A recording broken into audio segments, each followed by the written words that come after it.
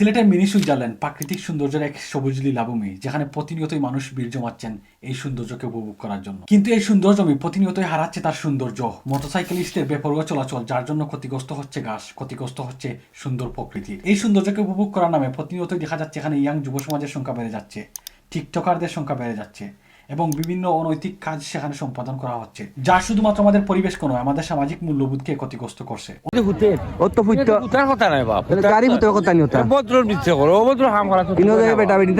অনেক যুবক প্রতিদিন তাদের কাজকর্ম ফেলে এখানে সময় নষ্ট করছেন, যার ফলে ভবিষ্যৎ গড়ার বয়সে তারা ভুল পথে পা বাড়াচ্ছেন, তাদের সময়কে নষ্ট করছেন। এই সুন্দর প্রকৃতি আমাদের জন্য আশীর্বাদ, এটিকে রক্ষা করা আমাদের সবার দায়িত্ব।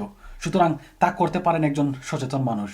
নিজেকে একজন সচেতন মানুষ হিসাবে আমাদের সমাজকে রক্ষার জন্য, আমাদের পরিবেশকে রক্ষার জন্য আমাদের ব্যবস্থা নিতে হবে, আমাদের সচেতন হতে হবে। সেই সকল যুব সমাজের একাংশ বা টিকটকার যারা এসব ভিডিও করছেন প্রতিনিয়তই এখানে বীর জমাচ্ছেন কোনো ধরনের কাজ ছাড়াই, তাদের বিরুদ্ধে আমাদের এখনই অবস্থান নিতে হবে। আসুন আমরা দায়িত্বশীল হই, আমাদের সমাজ, আমাদের প্রকৃতির প্রতি আমরা সৎ আচরণ করি।